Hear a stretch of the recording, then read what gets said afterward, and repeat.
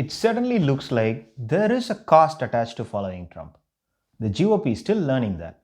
All those people who gave Trump money to run casinos in Atlantic City learned that the hard way. And the latest to learn about the cost of following Trump is Fox News and Newsmax.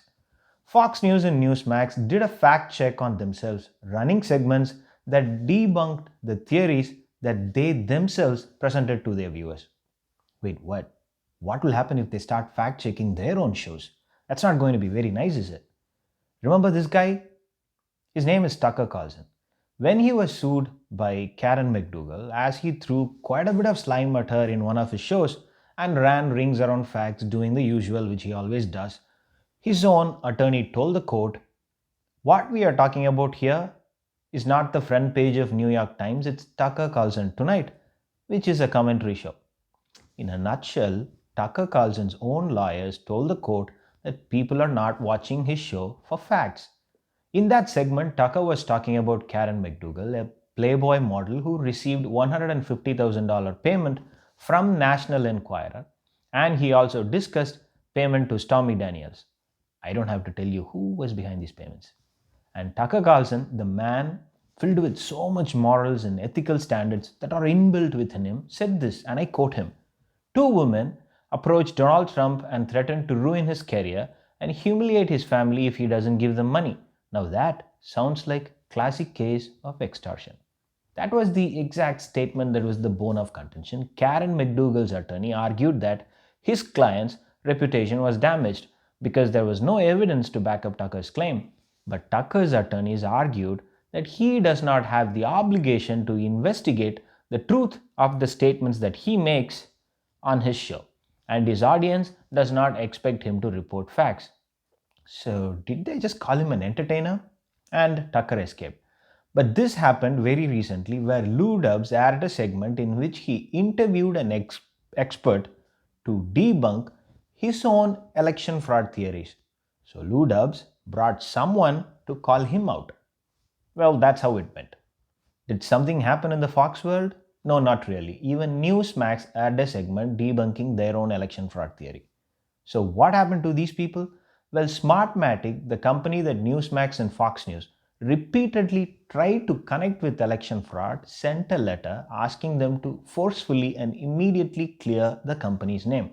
And more than the letter, the person who sent the letter made it very clear to Fox News and Newsmax where exactly the letter would have moved their ship towards. Smartmatic hired Erik Connolly, an attorney who won the largest settlement in the history of American media defamation in 2017.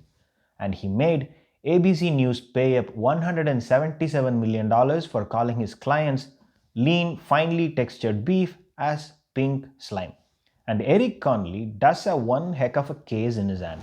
There was literally no evidence to prove that there was voter fraud, as Fox News and Newsmax kept talking about in the last 1 month. 160 million ballots were cast in this election, and there is no proof of fraud to toss out even 160 ballots. 58 lawsuits were not simply rejected by courts across the country. They were rejected because there was no evidence that could be presented in the courts and no grievance could be validated. So what happens to people who accused voting systems and software manufacturers like Smartmatic for magically switching the votes from one candidate to another? See what Mr. Lou Dubs did here. Well, now to the widespread irregularities, anomalies, and cheating in the presidential election. President Trump's legal team says potentially rigged voting machines demand a national security investigation. They are pointing to Dominion voting systems widely used ballot scanning machines whose software is suspected of inflating vote totals for Joe Biden. Dominion systems used in more than 24 states. Dominion, also one of 3 companies accounting for almost 90% of the voting equipment in the U.S. elections. The radical Dems, the rhinos, corporate left-wing national media, of course, quick to dismiss any concern about Dominion voting machines being manipulated as a quote-unquote conspiracy theory. Dominion has connections to UK-based Smartmatic, a voting technology company established in 2000 that had ties to Venezuela's Hugo Chavez. Smartmatic, once the subject of a Treasury Department investigation into its connections with the Venezuelan government. 3 of their employees were also charged in 2016 with illegally altering code on an election server in the Philippines national election. Peter Neffinger sits as the chairman of Smartmatic's board. Neffinger has also been added to Joe Biden's presumptuous transition team. Smartmatic says the majority of their shares are owned by SGO Corporation. The chairman of that organization's board is none other than Lord Mark Malloch Brown. He's a member of the UK House of Lords. He also sits on the global board of George Soros's Open Society Foundation. Did you? And in a That's a slippery slope, isn't it? Can Lou Dub's lawyers go in and argue, no, Lou Dub's viewers are not looking for facts in his show, just his commentary? Yes and no. Maybe they could win again just like they did with Tucker Carlson, but the problem is, unlike the Tucker Carlson case where the damages would have been minimal because it was just one person, here we are talking about the future of these companies, their reputation, the future of the business, its employees, its shareholders, existing clients, and their livelihood. The risk of losing the case, which looks quite high in this one, would have been in the order of hundreds of millions. And it will not only be the money, it will also set off a chain reaction that would have been extremely damaging to both Fox News and Newsmax. So they took the easy and quick exit, which is to forcefully and immediately clear the company's name, which is what both Fox News and Newsmax have done now. Thank you, Dubs. I hope you and your friends at Fox remember what happened in December 2020 and let the world know what happens when you follow Donald Trump to the gates of hell. He will drop you there free of cost. So when is everyone else who was accused on air for committing election fraud planning to send their demand letters to their accusers? Watch what length Mr. Lou Dubs goes to address the concerns of Smartmatic. Thanks for watching. If you like it, please subscribe. Lots of opinions about the integrity of the election, the irregularities of mail-in voting, of election voting machines and voting software. One of the companies is Smartmatic, and we reached out to one of the leading authorities on open source software for elections, Eddie Perez, for his insight and views. Eddie is the Global Director of Tech Development at the Open Source Election Technology Institute. We asked him for his assessment of Smartmatic and recent claims about the company.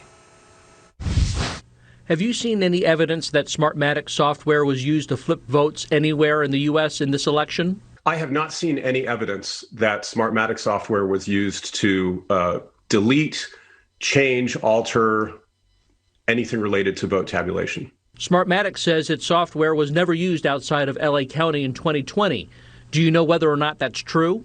That is my understanding. Smartmatic functioned as the contract manufacturer for the Los Angeles County voting system, and that was a customized system that was effectively built to the county's order. I am not aware of them having any other direct customers, relationships with election officials in the United States. What about Smartmatic and Dominion? Do you know if they're related, whether one owns the other, whether Dominion uses Smartmatic software? Both Dominion and Smartmatic have individually and respectively put out very clear statements from their corporate headquarters, each of them indicating they are independent companies, they are not related to each other.